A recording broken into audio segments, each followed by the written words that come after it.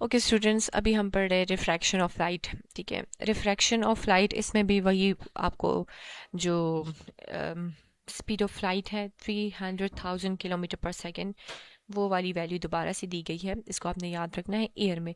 लेकिन जैसे ही हम डिफरेंट मीडियम यूज़ करते हैं, डिफरेंट मटेरियल यूज़ करते हैं, जैसे कि वाटर और ग्लास हो गया, तो फिर उसकी स्पीड ऑफ लाइट क्या हो जाती है, वो थोड़ी सी स्लो हो जाती है। और विद एग्जांपल अब हम यहाँ पर पढ़ेंगे। ठीक है, अब रिफ्रैक्शन एंड रिफ्लेक्शन में incident ray, normal and angle of refraction, angle of incidence, वही सारी डेफिनेशंस है, लेकिन सिर्फ चेंज जो आता है वो आता है मीडियम का। फॉर एग्जाम्पल आप इस डायग्राम को समझे, यहाँ पर है एयर और ये एक ग्लास लगा हुआ है। तो एयर से ये जो लाइट रे है वो पास हो रही है, थोड़ी सी स्पीड उसकी स्लो डाउन हुई है और फिर वो रिफ्लेक्ट बैक हो रही है। ठीक है, तो यहाँ पर इसकी डायरेक्शन क्या है, वो थोड़ी सी चेंज हो गई है। अगर हम पीछे जाए, यहाँ पर देखिए एंगल, यहाँ पर रिफ्लेक्शन में देखें तो बिल्कुल सेम सेम लाइन से, लेकिन ऑपोजिट इन डायरेक्शन है। और अगर हम यहाँ पर देखें तो क्या है, वो चेंज हो गई है। रिफ्रैक्शन में क्या होगा, मीडियम में चेंज आएगा, यानी हवा से पानी में इंटर होगी लाइट, हवा से ग्लास के अंदर इंटर होगी, तो उसके वजह से जो स्पीड ऑफ लाइट है वो क्या हो जाएगी, वो थोड़ी सी स्लो डाउन हो जाएगी। ठीक है, ये डिफरेंस है। अब देखिए, the ray of light entering the new material is called incident ray. ठीक है, and the bent ray of light is called refracted रे। ठीक है, वो एंगल जो कि नॉर्मल एंड इंसिडेंट रे के दरमियान में बनेगा उसको एंगल ऑफ इंसिडेंस कहेंगे। वो एंगल जो कि बनेगा normal and angle of reflection के दरमियान में, उसको हम बोलेंगे एंगल ऑफ रिफ्रैक्शन। ठीक है, ये जो ये वाली लाइन है, ये आपके पास क्या है, ये एंगल ऑफ रिफ्रैक्शन नॉर्मल है। ठीक है, फॉर एग्जांपल यहाँ पर हमारे पास एंगल ऑफ इंसिडेंस बन रहा है 20। क्या बन रहा है, 20। तो यहाँ पर जो एंगल ऑफ रिफ्रैक्शन है वो हमारे पास बन रहा है 10। अब देखिए डिफरेंस आ रहा है, क्योंकि पहले स्पीड ऑफ लाइट काफ़ी तेज़ थी और जैसे ही वो दूसरे मीडियम के अंदर इंटर हुई तो हमारे पास स्पीड ऑफ लाइट रिड्यूस हुई और उसकी वजह से जो एंगल बना वो थोड़ा सा कम बन गया। ठीक है, the diagram shows that light entering a glass block bends towards the normal. As it leaves the glass, it speeds up again and so bends away from the normal. अब थोड़ा सा यहाँ पर गौर से देखें, जब भी आप मीडियम चेंज करते हो तो जो इंसिडेंट रे होगी उसका जो लाइन होगा वो बेंड होगा, नॉर्मल की तरफ जाएगा। ठीक है, आप लोग इस डायग्राम में थोड़ा सा क्लियर करके देख सकते हो, मैं ये हटा दूं। ठीक है, क्योंकि उसकी स्पीड क्या थी पहले, वो काफ़ी ज़्यादा थी। यहाँ पर अगर हम इस ग्रीन लाइन को देखें ना, तो ये इस नॉर्मल की तरफ क्या हो रहा है, ये इस नॉर्मल के करीब जाके बेंड हो रहा है। लेकिन अगर हम यहाँ पर देखें, चूंकि वो ग्लास से दोबारा जा रहा है एयर में, एयर वाले मीडियम में, तो उसका जो लाइट रे है वो नॉर्मल से दूर जा रहा है। यहाँ पर देखो, ये यहाँ से इस तरह दूर जाएगा। कि ये बात बताई गई है। The ray emerging from this rectangular block is parallel to the ray going in. और ये दोनों एक दूसरे के क्या है, पैरेलल है। ठीक है, जो इमर्ज कर रहा है रेक्टेंगुलर ब्लॉक को और जो दूर जा रहा है, ठीक है, वो क्या है, वो एक दूसरे के पैरेलल है।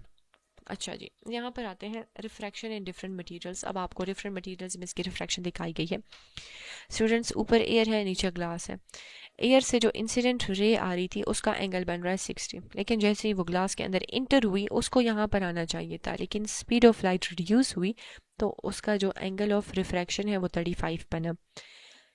इसको दिखाने का मकसद ये है कि आपको दिखा रहा है कि स्पीड ऑफ लाइट क्या हो रही है, मीडियम चेंज करने की वजह से वो रिड्यूस हो रही है।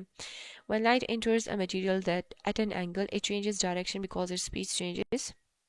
If the material is very dense, the light slows down more and so refraction is greater. The diagram compare light entering glass and diamond at an angle of 60. ठीक है, अगर बहुत ही ज़्यादा मटेरियल हमारे पास डेंसर होगा तो उसका जो एंगल ऑफ रिफ्रैक्शन है वो क्या होगा, वो ज़्यादा होता जाएगा। लेकिन अगर इतना डेंस नहीं है तो वो थोड़ा सा कम होगा। इसको देखिए इस वाले डायग्राम से, ऊपर ग्लास एंड एयर था, नीचे है एयर एंड डायमंड। ठीक है, तो 60 से जा रहा है 20 एंगल ऑफ रिफ्लेक्शन है, ऊपर क्या था, ऊपर 35 था। ठीक है, तो आप लोग इससे अंदाज़ा लगा दें कि कौन सा वाला ज़्यादा डेंसर है और कौन सा वाला लेस डेंसर है। Apparent depth.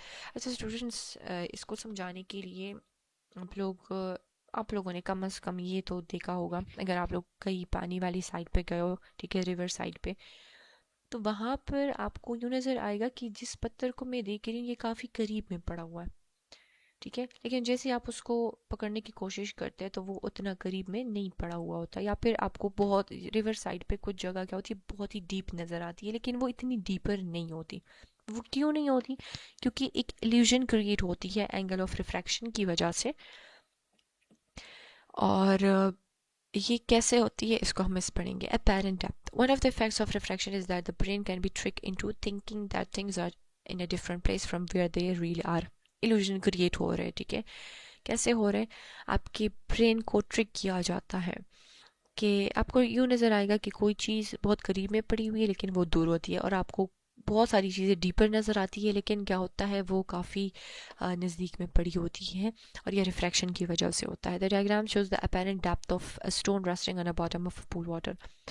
अब ये लड़की ऊपर से देख रही है एक पत्थर को, इसको जो पत्थर है वो यहाँ पर नज़र आए, स्टोन इधर करीब में नज़र आए, लेकिन जो रियल डेप्थ है ना वो 2 मीटर है, ठीक है। लेकिन जब ये इधर इसको पकड़ने की कोशिश करेगी तो इसके हाथ के साथ सिर्फ एक पिक्चर टाइप आएगी, ठीक है, इल्यूजन क्रिएट होगी, और असल में जो स्टोन है वो इधर पड़ा हुआ है। अब इस मैकेनिज्म का फ़ायदा क्या है? इस मैकेनिज्म का फ़ायदा, जो पानी के अंदर एनिमल्स रहते हैं वो ज़्यादातर क्या करते हैं, इसका फ़ायदा उठाते हैं, वो अपने प्रीडेटर से बचते हैं।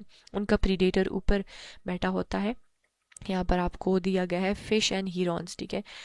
अब हीरोन्स क्या करते हैं, वो फिश को खाते हैं, उसके ऊपर क्या करते हैं, उसको खाते हैं, उसके लिए बैठे होते हैं, उनके प्रीडेटर्स होते हैं और ये उनका प्रे होता है फिश, ठीक है। लेकिन चूंकि एंगल ऑफ ये जो रिफ्रैक्शन का मैकेनिज्म है उसकी वजह से इनको फिश क्या होता है, काफ़ी डीपर नज़र आता है, तो हीरोन का जो ब्रेन होता है वो से ट्रिक हो जाता है और फिश इजीली सरफेस पे आके अपना खाना खा के फिर चली जाती है, ठीक है। अगर कोई इंसेक्ट्स वगैरह पड़ा हुआ है तो इसको निकल के नीचे चली जाती है, तो इसका ये फ़ायदा होता है एनिमल्स को, ठीक है।